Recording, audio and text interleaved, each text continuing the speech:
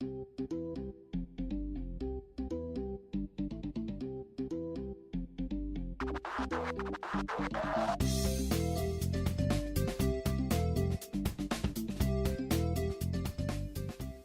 morning, boys and girls. I'm back again for another book of the month.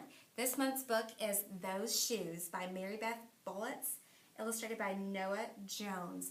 I want to talk to you a little bit about gratitude. So Gratitude Gabby is our character this month, and our character trait. Gratitude is being thankful for what you have.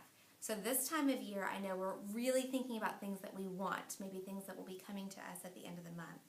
But it's also very important for us to realize that we are very, very fortunate here. There are lots of things that we have at school and things that we have at home that other students may not have.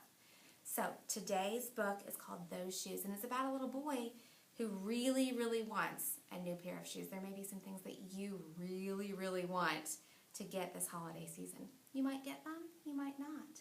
I want to let you know that we have a special guest reader today. So I am not reading the story. Our very own Miss Paoletti is going to be reading the story to you. I hope you enjoy Those Shoes. Those Shoes. Written by Mary Beth Bullets, illustrated by Noah Jones. Those Shoes.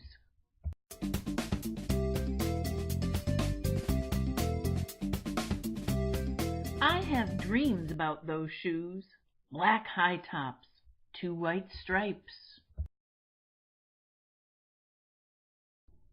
Grandma, I want them. There's no room for want around here, just need, Grandma says. And what you need are new boots for winter. Brandon T. comes to school in those shoes. He says he's the fastest runner now, not me. I was always the fastest before those shoes came along. Nate comes to school in those shoes. Antonio and I count how many times Nate goes to the bathroom. 7 times in one day, just so he can walk up and down the hall real slow. Next, Alan, Jacoby, and Terrence each get a pair. Then one day, in the middle of kickball, one of my shoes comes apart. Looks like you could use a new pair, Jeremy, Mr. Alfrey, the guidance counselor, says. He brings out a box of shoes and other stuff he has for kids who need things. He helps me find the only shoes that are my size. Velcro, like the ones my little cousin Marshall wears. They have an animal on them from a cartoon I don't think any kid ever watched. When I come back to the classroom, Alan Jacoby takes one look at my Mr. Alfrey shoes and laughs, and so do Terrence, Brandon T., and everyone else. The only kid not laughing is Antonio Parker. At home, Grandma says, "How kind of Mr. Alfrey." I nod and turn my back. I'm not going to cry about any dumb shoes. But when I'm writing my spelling words later, every word looks like the word shoes, and my grip is so tight on my pencil I think it might bust. On Saturday, Grandma says, "Let's check out those shoes you're wanting so much. I got a little bit of money set aside. Might be enough. You never know." At the shoe store, Grandma turns those shoes over so she can check the price. When she sees it, she sits down heavy. "Maybe they wrote it down wrong," I say. Grandma shakes her head. Then I remember the thrift shops. What if there's a rich kid who outgrew his or got 2 pairs for Christmas and had to give one of them away? We ride the bus to the first thrift shop. Black cowboy boots, pink slippers, sandals, high heels, every kind of shoes except the ones I want. We ride the bus to the second thrift shop. Not a pair of those shoes in sight. Around the corner is the third thrift shop. I see something in the window. Black shoes with 2 white stripes. High tops.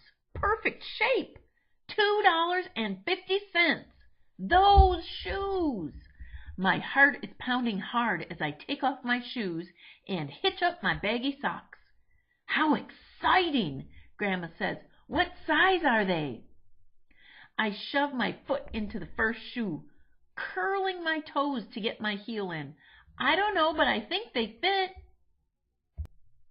Grandma kneels on the floor and feels for my toes at the end of the shoe. "Oh, Jeremy," she says, "I can't spend good money on shoes that don't fit." I pull the other shoe on and try to walk around.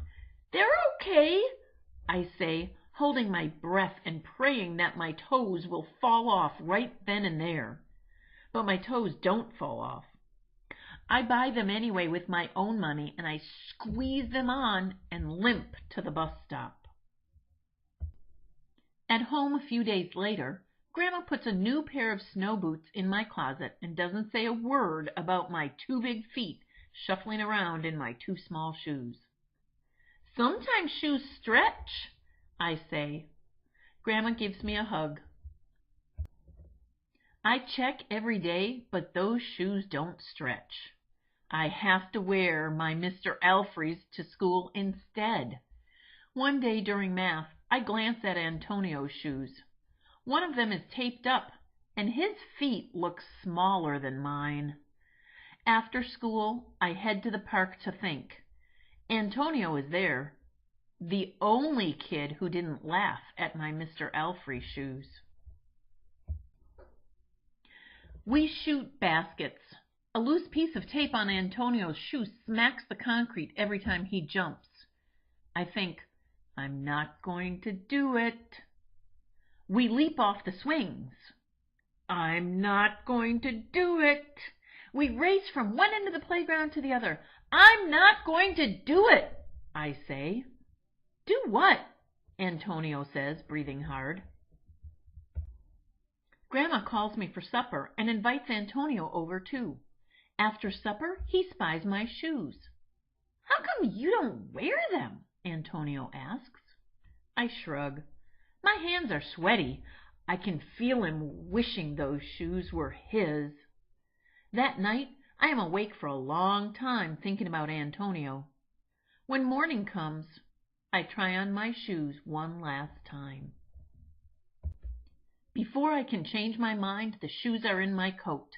Snow is beginning to fall as I run across the street to Antonio's apartment. I put the shoes in front of his door, push the doorbell, and run. At school, Antonio is smiling big in his brand new shoes. I feel happy when I look at his face and mad when I look at my Mr. Alfrey shoes. But later, when it's time for recess, something happens. Everywhere there is snow. "Leave your shoes in the hall and change into your boots," the teacher announces. Leave your shoes in the hall? It's then I remember what I have in my backpack. New boots, new black boots that no kid has ever worn before.